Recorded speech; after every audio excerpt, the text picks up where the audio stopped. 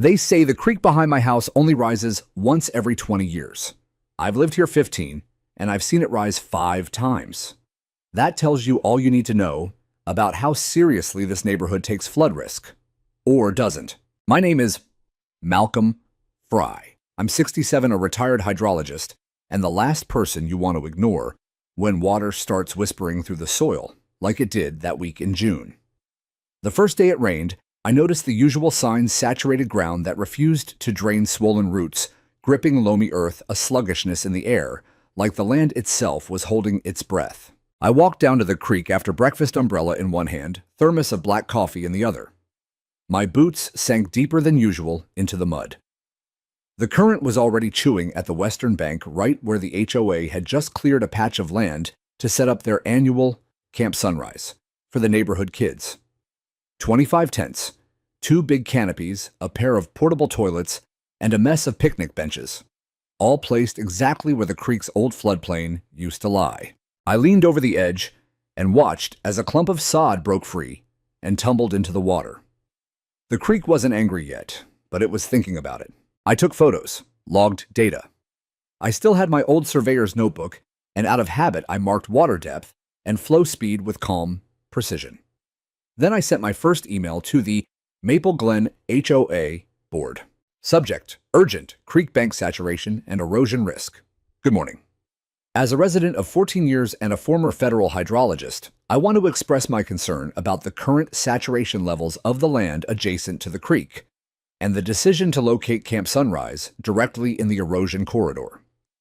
The combination of soil conditions, rainfall patterns, and topography strongly indicates a significant flood risk. I strongly advise reevaluation of the campsite placement and suggest immediate mitigation or relocation to higher ground. Respectfully, Malcolm Fry. I heard nothing back. By nightfall, the rain hadn't stopped. A gentle drizzle, steady, almost polite in its persistence. That kind of rain fools people. It doesn't crash down and shatter windshields. It seeps. It waits. And eventually, it takes everything with it. The next morning, I saw 2 HOA board members standing in the field near the tents. One of them, a younger guy named Chad Bennett. Board vice president and son of the president, was holding a clipboard and laughing with the other guy, Jim Horner, the treasurer. I walked over, cautious but firm. Morning, I said, gesturing at the field with my thermos. You know, this area used to be a natural overflow basin. Chad gave me that smirking, tight-lipped look 20-somethings give retirees when they think we're meddling. It's been fine every year, Malcolm, he said. Appreciate the concern, but we're good. The kids need this camp. I bit back the urge to snap. I'm not talking about vibes. I'm talking about hydrodynamics. Saturated soil channel encroachment, cumulative precipitation. It's not a matter of if, it's when. Jim chuckled. Man, you've been retired too long. Maybe you missed the drama. It's just a little rain. A little rain. I took more pictures, video this time. I filmed the way the bank curved outward like a pregnant belly ready to burst. I captured footage of the creek nibbling away at its edge like a dog with a bone. I added screenshots of the 10-day forecast, which called for persistent rain, then heavy storms over the weekend. That night, I sent another email, CC'd the city's Watch Flood Control Office, and attached a PDF of my unofficial analysis. Unstable hydrology conditions in HOA parcel lot C. I received a 1-sentence reply from the HOA president, a woman named Colleen Bennett, Chad's mother. Thank you for your input, Mr. Fry. We have it under control. It wasn't until Wednesday that I began to feel the weight of dread settle into my bones. Not anxiety, not nervousness, dread. The kind you don't explain, you just know. It's in the sound of the frogs disappearing, in the way the robins that usually bathe in the puddles are nowhere to be found, in the way your dreams feel wet even when you're dry. I walked the perimeter of my property with a flashlight that night. I knew where the water would come if the banks gave way, straight across my vegetable garden, past the stone steps I built by hand, and down into the HOA's precious camp. At sunrise, I hiked out again, this time wearing my old corpse of engineers, poncho, and steel-toed boots. I planted a yardstick upright in the creek mud and marked the water level with red tape. I recorded a short video log, time-stamped, GPS tagged, annotated with my voice explaining what the data meant. Then I emailed the board again. This is your third and final notice from me. The creek has already risen 6 inches in 48 hours, and the rate is accelerating. The soil on the south bank has started to undercut, and if another inch of rain falls before runoff stabilizes, you're going to lose the entire lower field. Evacuate the camp today. Malcolm Fry. No one replied, but later that morning, I heard laughter from the field again. Kids had started arriving, dropped off by SUVs and minivans with bumper stickers that said, "Proud Soccer Mom" and "Camp Hare Don't Care." Staffers were setting up games, building a makeshift fire pit, and hanging streamers from the mess canopy. Parents were hugging their kids, waving trusting the HOA to have done their job. And I just stood there behind my fence, watching as the rain picked up again, heavier now. The kind of rain that forgets how to stop. I felt my throat tighten, not in anger, but in grief. Grief for what I already knew was coming. Grief for what they refused to see. The following morning began with the kind of humidity that made your skin feel like it belonged to someone else. The air was thick, too thick for June, and the clouds were bruised with shades of charcoal and copper. I stood in my kitchen with the blinds half closed, staring out at the field beyond my property line where Camp Sunrise had fully sprung to life. Colorful banners fluttered in the rising wind. A half-dozen kids were gathered near the craft station, splattering paint across poster boards under a pop-up canopy that was already sagging with last night's rain. Somewhere off to the side, a shrill whistle cut through the humid air, followed by laughter and the chaotic thud of soccer balls rolling through wet grass. I watched a group of counselors move picnic tables closer to the edge of the woods, toward the very part of the bank I had warned them about. One of them slipped in the mud and laughed. None of them saw the dark seam that had opened beneath the grass overnight, an indication the earth was shifting. I grabbed my camera, my notes, and walked straight toward the site. "Morning, Mr. Fry," a cheerful voice called out. It was Jessa, the camp coordinator, a recent college grad with sunburned cheeks and a clipboard full of snack schedules. I'd spoken to her once before briefly when she came door to door handing out flyers. She had no idea what she was standing on. "Jessa," I said calmly, "do you have a minute?" She paused, eyebrows raised slightly. "Sure, but I'm kind of in the middle of... This is important." I gestured to the creek. "You need to evacuate the lower field, right now." She blinked. "I'm sorry. There's evidence of slope instability and undercutting beneath the east bank. This area isn't just soggy, it's unsafe. Structurally unsafe." Her eyes darted toward the bank, but she still looked unconvinced. "Well, I think the HOA said..." "The HOA isn't qualified to assess flood risk," I said, not unkindly, but firmly. "I am. I worked 35 years for the Army Corps of Engineers and consulted with NOAA on floodplain mapping. I've seen this before, and I've seen what happens when people ignore it." Her expression shifted then, just a flicker of worry, but before she could say anything else, Chad Bennett swaggered into view. Clipboard in hand, hat on backward, grinning like he owned the sky. "Mr. Fry," he said with theatrical exasperation. "Still playing weatherman, huh?" "I'm playing hydrologist," I replied, holding up my logbook. "And this creek's about to prove me right." Jessa looked between us, visibly caught. Chad rested his hand casually on her shoulder. "We've got it under control," he said, smiling like a politician. "We put out extra sandbags this morning. Plus, it's good for the kids to get a little muddy." I stared at him. "Sandbags don't stop saturation collapse. And you're not just risking tents. You're risking children." He rolled his eyes. "With all due respect, Malcolm, maybe it's time to let the HOA handle things. You've had your say. Repeatedly. You don't get to dismiss risk just because it's inconvenient," I said. "This isn't paranoia.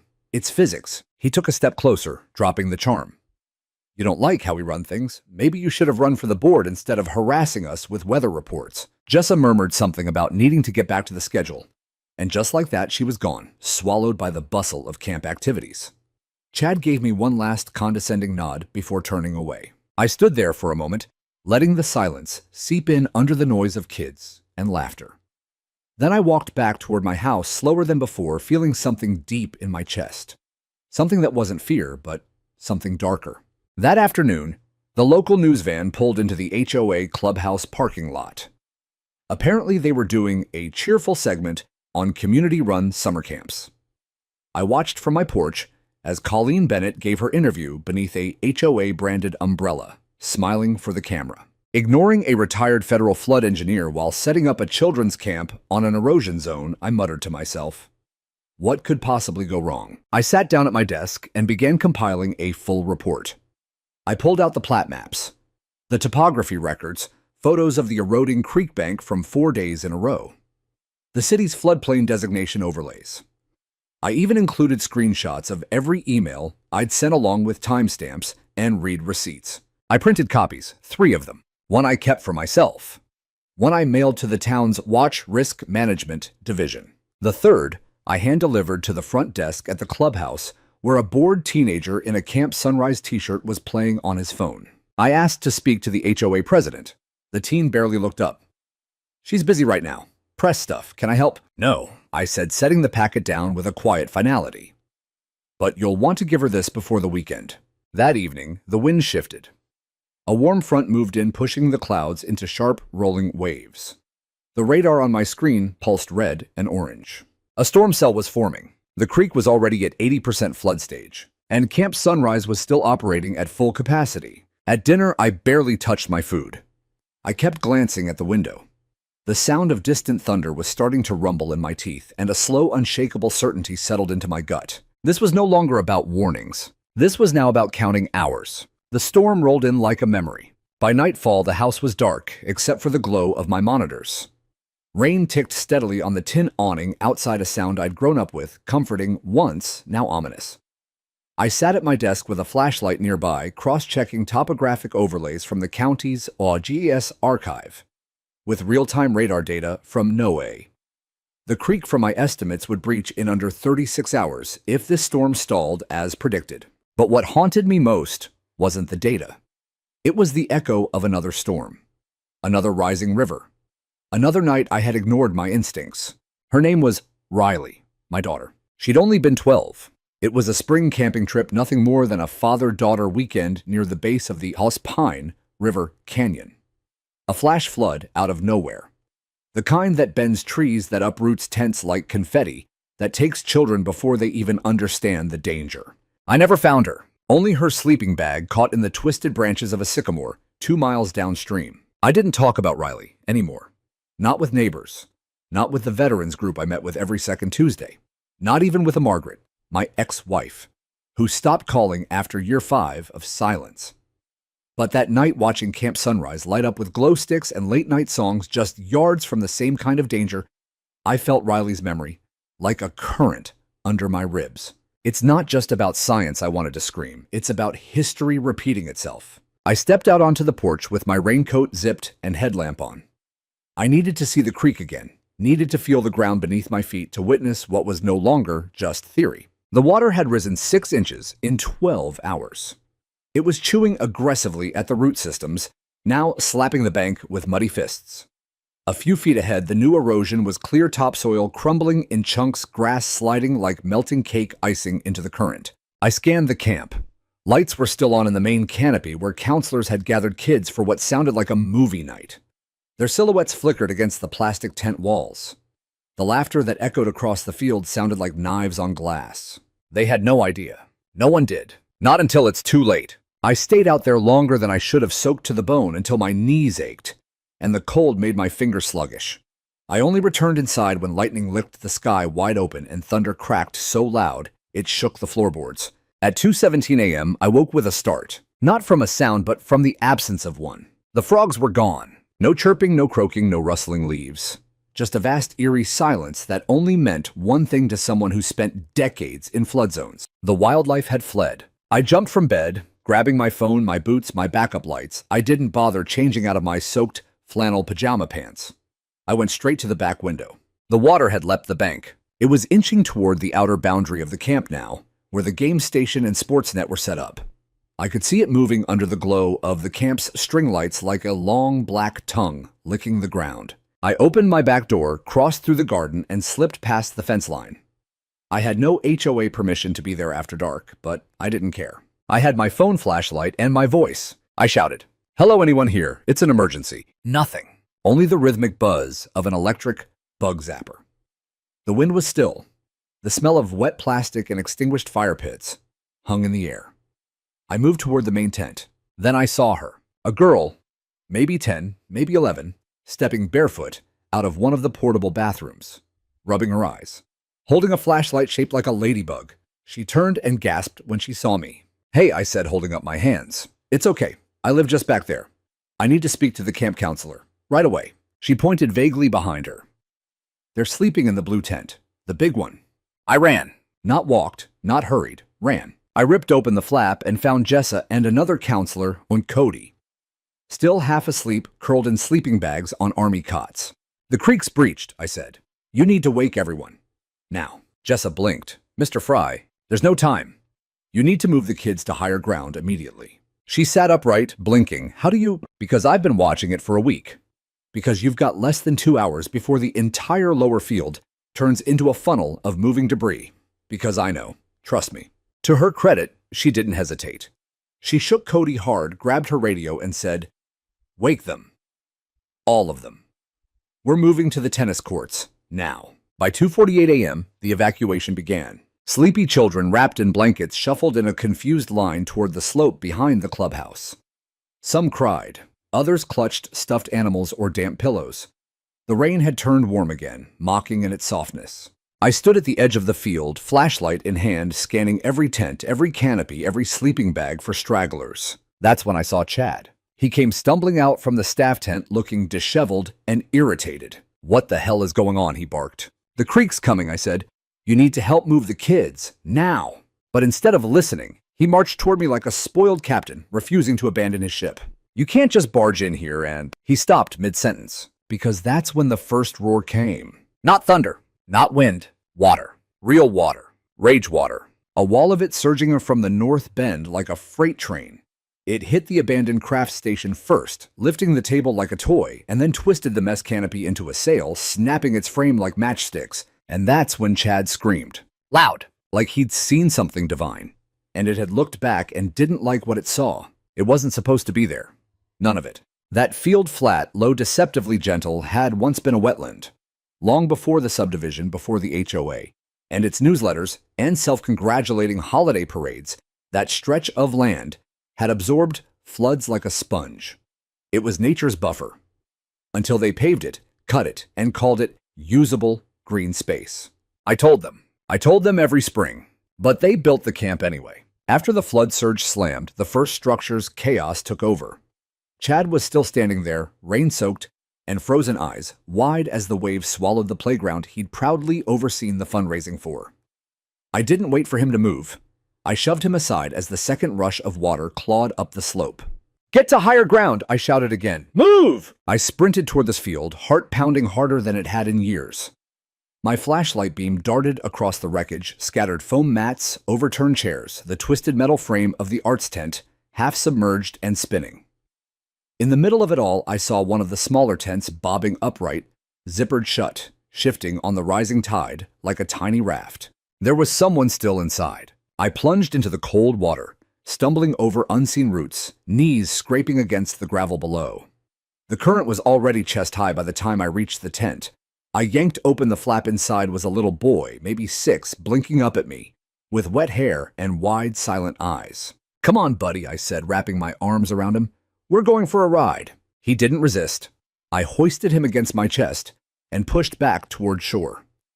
A plastic storage bin floated past me, slamming into my hip. Behind me, I heard a metallic groan as the portable bathroom units tore free of their anchors and began sliding toward the creek, knocking over what was left of the sleeping quarters. When I reached the dry edge, what was dry just minutes ago, I found Jessa shouting into her walkie-talkie, trying to account for the kids. Cody was guiding a shivering group up the gravel path toward the tennis courts, now being used as a triage and regrouping zone. Parents were arriving, drawn by the flood alerts that had finally been pushed through the city's emergency system. I handed off the boy to a medic who wrapped him in a mylar blanket and checked his pupils. Then I turned to look back at what used to be Camp Sunrise. It was gone. Not damaged. Gone. The field was now a lake, dark and wide, reflecting flashes of emergency lights that had begun to fill the neighborhood streets. A fire truck pulled up near the clubhouse. Police sirens wailed further up the road. The HOA's beloved mascot banner Sunshine Starts With Us floated by like an epitaph. And through it all, Colleen Bennett, president of the HOA, arrived in a bathrobe and slippers, shouting, "What happened? Where's my son? Where are the children?" I turned to her soaked, panting mud to my elbows. This, I said, gesturing at the destruction, is what happens when warnings are ignored. She stared at me like I had slapped her. "Are you suggesting this is my fault?" she gasped. I didn't answer. I didn't need to. Chad was sitting on the clubhouse steps, rocking slowly, his face pale as ash. Jessa was giving a statement to the paramedics, her hands trembling. Children were being bundled into warm cars, and parents were exchanging hushed, panicked words under umbrellas. And then, like a switch had flipped, Colleen's face hardened. "We'll need a formal report," she said to no one and everyone. "There will be an investigation. We'll get to the bottom of this." I laughed, out loud, right in front of her. "The bottom of this," I said. "Lady, you're the bottom of this. You're being incredibly inappropriate right now," she snapped. "And you were incredibly negligent," I shot back. "I sent you warnings, data, projections. I gave you every chance to move that camp. You dismissed it."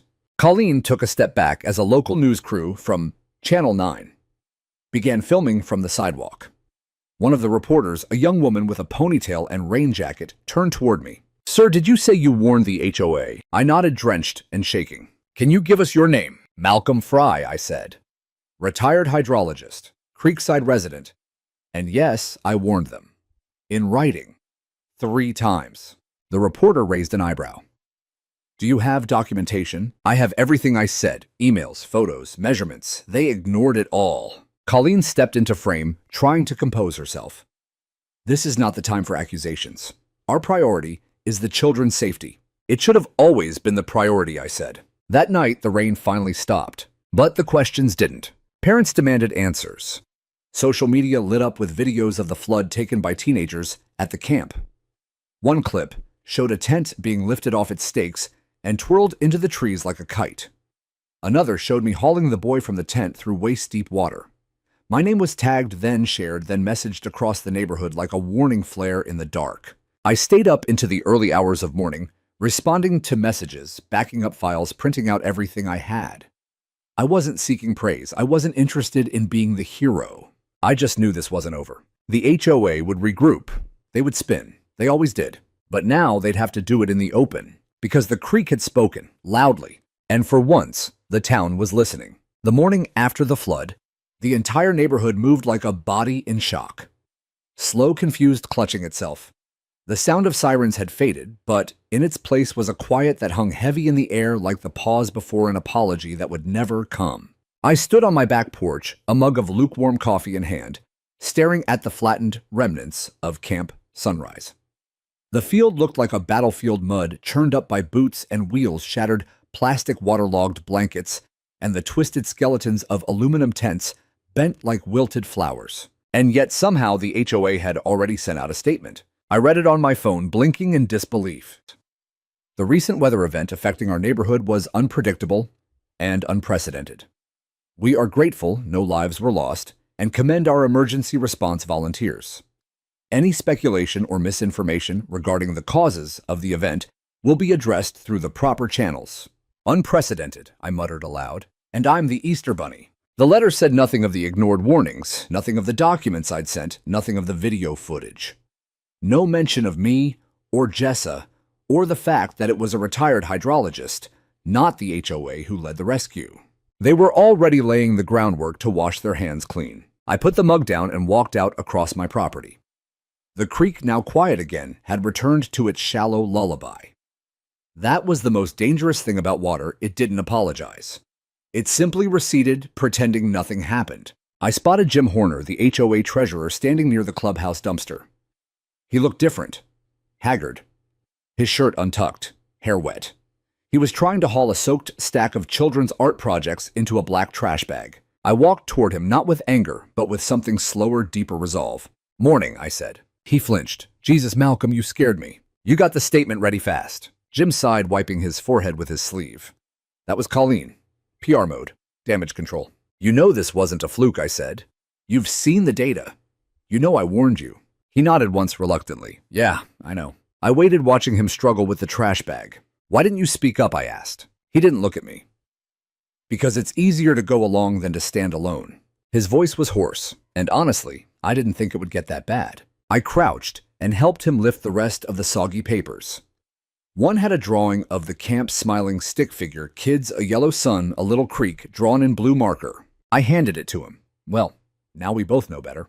Back at home, I laid out all my evidence, like a detective. Preparing for trial emails, photos, timestamps, radar screenshots, video logs, floodplain diagrams. I backed them up to 2 hard drives and uploaded everything to a secure cloud folder. Then I called the town's Office of Risk and Public Safety.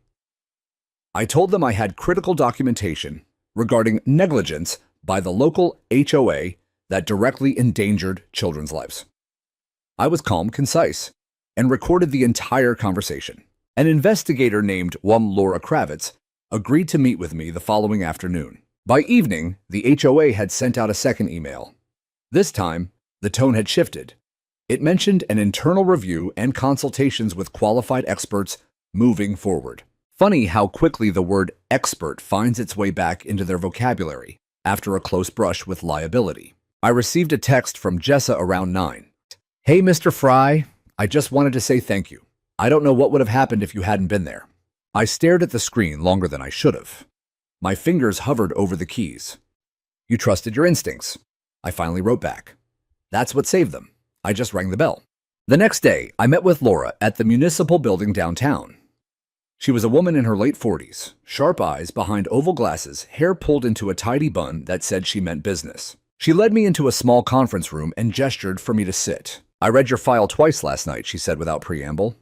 "It's thorough, impeccably documented, and deeply alarming." I nodded.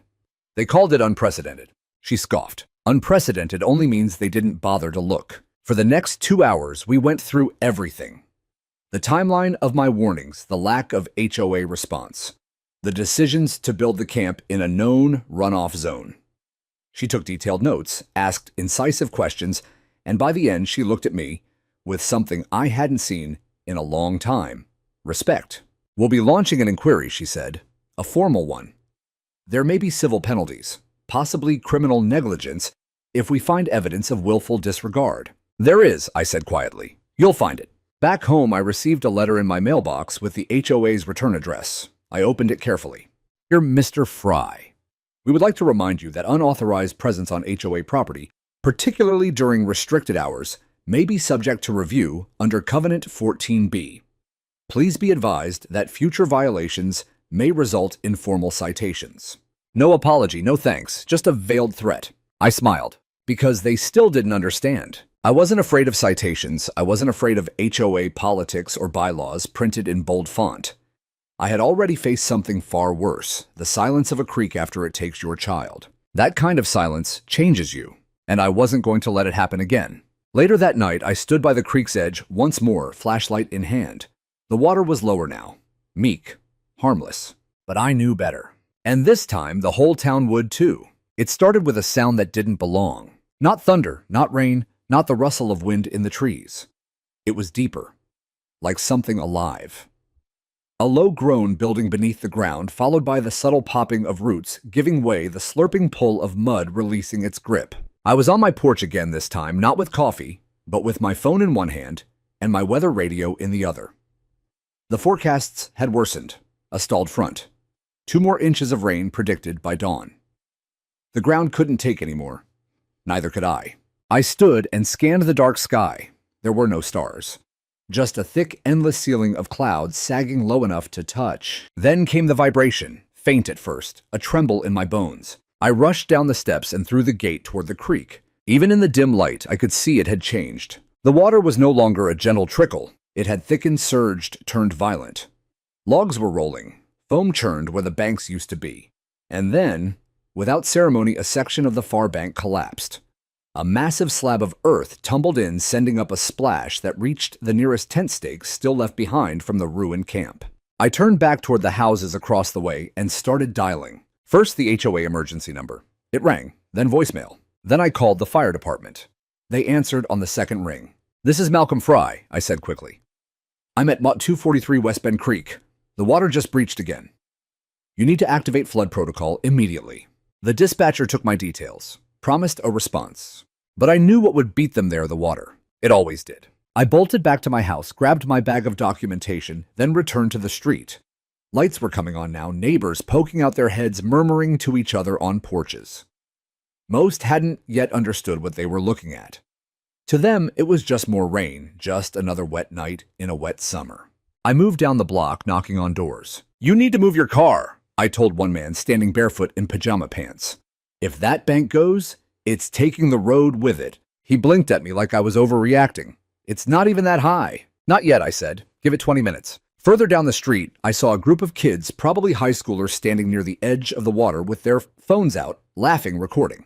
I shouted at them to back up. Most of them ran. One stayed trying to get the perfect angle. Then the bank cracked again. This time, it gave way under the very ground he was standing on. I ran. "Move now." He slipped, yelped, and just as the ground beneath him shifted, I reached out and grabbed the back of his hoodie. We both fell hard into the muck, but I dragged him back up, heart-pounding adrenaline roaring in my ears. His phone was gone. So were his shoes. We both sat in the wet grass, catching our breath. I didn't think he began. "You don't get to think when water moves like this," I said between gasps. "You move, or it moves you." He nodded, eyes wide now, finally understanding. Minutes later, the fire truck arrived. Then a second. Then police cruisers. Yellow barricades went up at the end of the street. I recognized one of the officers, Ellen Karp, who'd once ticketed me for planting wildflowers too close to the sidewalk. She jogged over the water, already dripping from her hat brim. "What are we dealing with, Mr. Fry?" she asked. "Second breach. Significant bank erosion. You need to pull everyone off the street, block both ends, and evacuate the lower homes. This isn't surface runoff, it's full channel redirection." She raised an eyebrow, then nodded.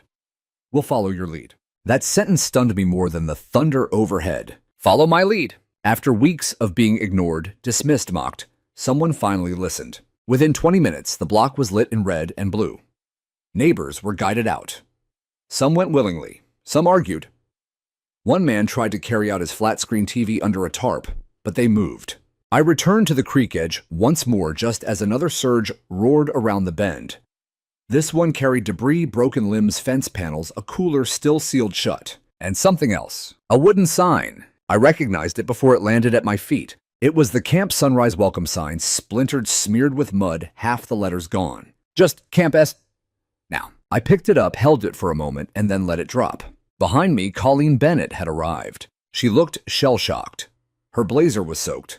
Her hair hung limp. For once, she wasn't flanked by board members or holding a clipboard. She approached slowly, like someone walking toward an open casket. "They're saying you saved a kid tonight," she said quietly. "I saved more than one." She nodded. "I got your citation letter," I added, not taking my eyes off the creek. "I didn't send that," she said. "Jim did. It had your signature." I didn't read it. I turned to her. "You read my emails, though, didn't you?" She didn't answer. Just watched the water, with the look of someone who finally realized she'd been standing on hollow ground all along. We stood like that for a while, in the wind, and the wet, neither speaking. Finally, she whispered, "What do we do now?" I didn't know if she meant the HOA, the neighborhood, or herself. I answered anyway. "You start over, and this time you listen. It's strange what your body remembers when adrenaline hits. The way your knees lock, the way your breath shallows. The way your mind stops thinking in full sentences and starts speaking only in commands. Move, grab, lift, run." By the time the third breach of the creek exploded through the embankment, I wasn't near my porch anymore. I was in the middle of the street, ankle deep in water, yelling at people to turn around, trying to pull a mother and her teenage daughter out of their minivan, which had stalled in the rising flow. "This isn't a puddle," I shouted, beating the driver's side window. "You have to get out now!" The mother was gripping the steering wheel, frozen, as her daughter frantically unbuckled. Another foot of water and that vehicle would start to drift. I didn't wait for permission. I yanked open the passenger side door, climbed in, and shoved my shoulder into the emergency brake just as the car rocked sideways. "Go," I barked. "Out the passenger side now." The girl was crying. Her mother finally unhooking her seatbelt. I helped them both out, shielding them with my body, as we waded through the brown surge toward the fire truck parked at the intersection. As we reached dry pavement, one of the paramedics ran toward us, took the girl's hand, and led them both to safety. I turned to head back when I heard a scream. It came from the far side of the field, the old tennis courts behind the HOA clubhouse, the makeshift shelter. My legs were already moving before I fully registered what I'd heard. By the time I reached the edge of the field, I saw what had happened. A section of the pavement had given way under the weight of too much runoff. A sinkhole had opened near the drainage culvert, and 2 boys no older than 9 had slipped in. One of them was dangling by his arms, legs kicking, the other holding onto the edge and screaming for help. "Hold on," I shouted, leaping over the barrier. A volunteer was already there, but frozen, unsure what to do. I dropped my bag, grabbed a coil of rope from the back of an emergency supply cart, and threw myself down on my stomach near the edge. "Wrap your arms around him," I yelled to the boy still on the surface. "Don't let go no matter what." He nodded, lips trembling. The boy hanging below was slipping. I could see it. The ground was slick water rushing through the culvert pipe below, and his hands were nearly gone. I slid the rope forward, looped it under both boys' arms, and yelled to the volunteer, "Pull when I say." Then slowly I inched forward, planted my boots behind a concrete parking stop, and braced myself. "Now," I shouted. The volunteer yanked. I pulled. My knees scraped across gravel, one of them hitting metal. But with a final lurch, both boys came up over the edge and collapsed into my arms, sobbing. I didn't say anything. I just held them, because I'd held nothing after Riley. This time I held on. A woman came running, one of their mothers, I think, and scooped them away. She looked at me like I was something out of a war movie. I wanted to tell her I wasn't, that I was just a man who couldn't bury another memory. The flood kept pushing forward. The lower clubhouse flooded within minutes. Someone's SUV drifted sideways into a lamppost. A floating trash bin slammed into a mailbox. But no more children were caught, no more injuries. And when the second wave crested the road, the block was empty, cleared. It was the first successful zero-casualty civilian-led flood evacuation I'd ever seen. And I'd led it, from my back porch, in rain boots and an old flannel shirt. Sometime near dawn, when the rain finally stopped, I walked through the neighborhood checking for damage. Chad was sitting on a curb outside his girlfriend's house, still wrapped in a silver rescue blanket. He looked like he hadn't spoken in hours. When he saw me, he didn't smirk. He stood, walked over, and held out his hand. "I'm sorry," he said quietly, "for everything." I looked at it, and I shook it. Because if there was one thing I'd learned in my 67 years, it was this. The most powerful thing you can do after the storm is decide what kind of person you'll be in the silence that follows. Later that morning, I returned home. My clothes were soaked. My back was stiff, my fingers scraped, but I didn't feel old.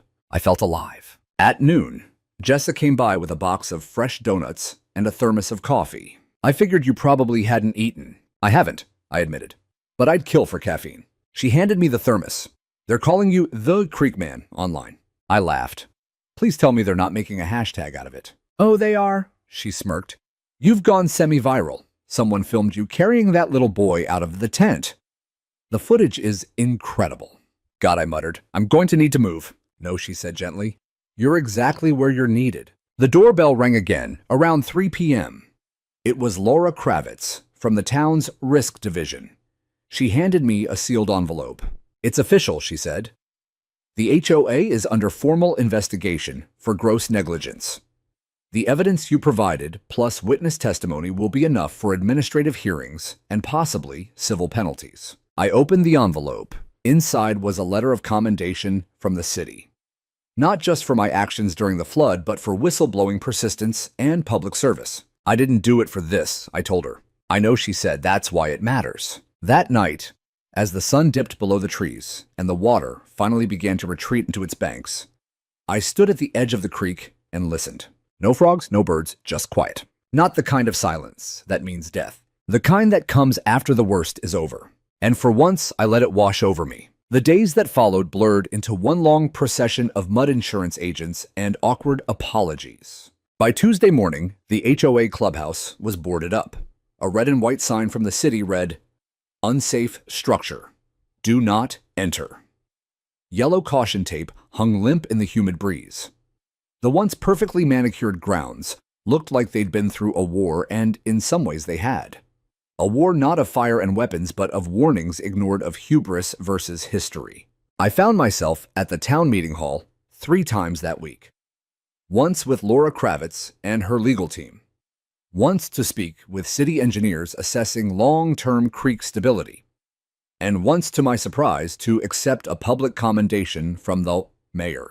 He handed me the plaque with a warm political smile, reading aloud a few lines someone else had written. For courageous civic action in the face of environmental hazard, and for service to the safety and well-being of the citizens of Maple Glen, we recognize Malcolm Fry, retired hydrologist, with gratitude. The applause was polite, even heartfelt, but I didn't stay for the coffee and cookies afterward. I didn't want handshakes or backpats from people who'd crossed the street when I warned them. What I wanted was change. And change, as I quickly learned, doesn't come easy in a neighborhood where people still believe their lawn height defines their worth. The HOA, to no one's surprise, tried to circle the wagons. A special board meeting was announced, private, of course, and members were told the flood had been a natural event beyond reasonable prediction. A few residents pushed back. Others still parroted Colleen's lines, as if saying unprecedented enough times would erase every file in my evidence folder. Then came the flyers, folded into mailboxes, like invitations to a cult meeting. HOA under attack. What you're not being told. One man's vendetta is costing us all. Don't let misinformation drown our community spirit. I found one stuffed inside my storm door. No name, of course. Just bold fonts and implication. It didn't surprise me, but it did remind me that no matter how clearly you ring the bell, there will always be those who cover their ears. Still, something had shifted.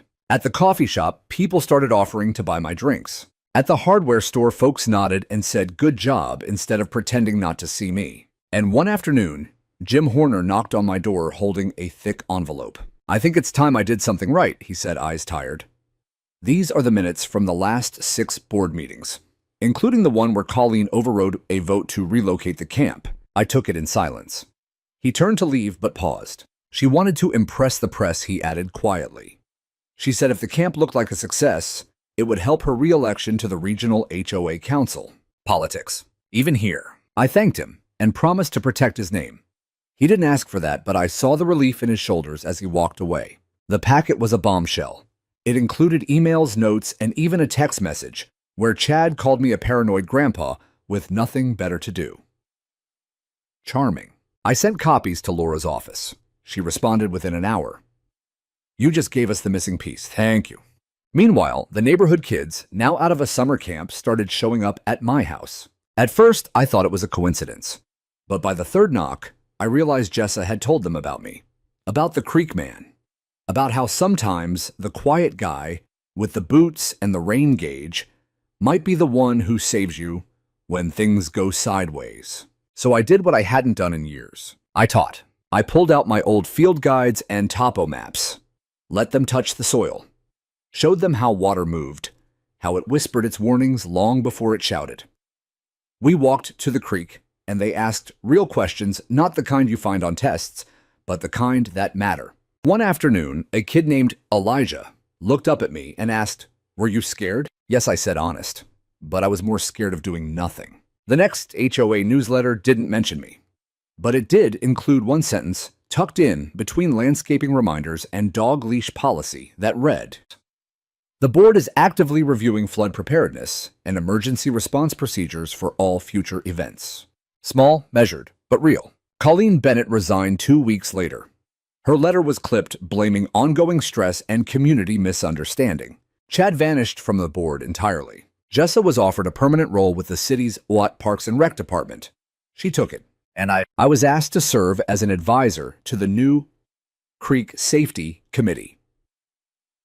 Not an official position. No pay. Just a chair at the table and ears that actually listened. For the first time in over a decade, I said yes. Because maybe the best revenge isn't court rulings or public shaming. Maybe the best revenge is being impossible to ignore. I still walk to the creek every morning. Still measure the water track, the rainfall. But I'm not alone anymore. Some mornings I find notes taped to my gate from parents thanking me, or chalk drawings left by kids with messages like, "Thank you, Mr. Fry. You rock." The water listener. Our hero with the boots. They draw the creek with smiling fish and cartoon waves. I never drew it that way. But maybe they will. And maybe that's the difference. There comes a point when silence isn't strength anymore, it's surrender. And I'd spent too many years letting others speak over me, bury me in bureaucracy, call me dramatic, while they paved over nature's warning signs. But this time, the flood hadn't just destroyed property, it had exposed something rotten. I wasn't going to let them bury that too. I filed the civil suit a week after Colleen resigned. It wasn't about money. I made that clear to my lawyer, a sharp woman named HOA Karma, who used to work for the state's Environmental Justice Division. She'd seen this kind of case before: small-town power procedural negligence, local officials who thought being elected made them untouchable. We filed for negligence, breach of fiduciary duty, and public endangerment. We submitted every email I'd sent, every photo I'd taken, every report I'd written. We submitted footage of the flood interviews from parents, statements from volunteers, and yes, even the HOA's own newsletters, and meeting minutes that showed they'd been warned again and again. The town didn't fight me. The city council issued a letter of support. And when the judge ruled that the case would proceed to trial, something remarkable happened. Others came forward. Parents of kids who'd been at Camp Sunrise. A former HOA secretary who had resigned in frustration 2 years earlier. A maintenance worker who'd flagged poor drainage near the tennis court 6 months before the flood and was told to stick to lawn work. The court date was set for late August. By then, the mud had dried, the creek had calmed, and the HOA's board had been hollowed out like a termite-infested shed. Only 2 members remained, both newly appointed, and both desperate to avoid more bad press. But I wasn't after revenge. I was after accountability. That morning, I wore a clean suit and carried a file box with the same battered surveyor's notebook I'd started the year with. My hands trembled as I walked through the courthouse doors, but not with fear, with purpose. Inside the courtroom, Colleen sat across from me. She looked smaller than I remembered. Her hair perfectly combed, pearl earrings in place, blazer crisp, but her eyes were distant, brittle. The proceedings moved quickly. Karen presented our timeline, my credentials, the breach forecasts, the emails with red receipts, the emergency calls, the video evidence, the testimony from Jessa Jim Horner and the boy's mother whose son I'd carried out of the tent. Each time the projector showed another ignored warning, another washed-out field, another soaked child crying in the arms of a responder. Colleen's lawyer winced. But what turned the room? It wasn't the science. It was the voice of a father who stood to testify. He was a quiet man, clearly uncomfortable on the stand.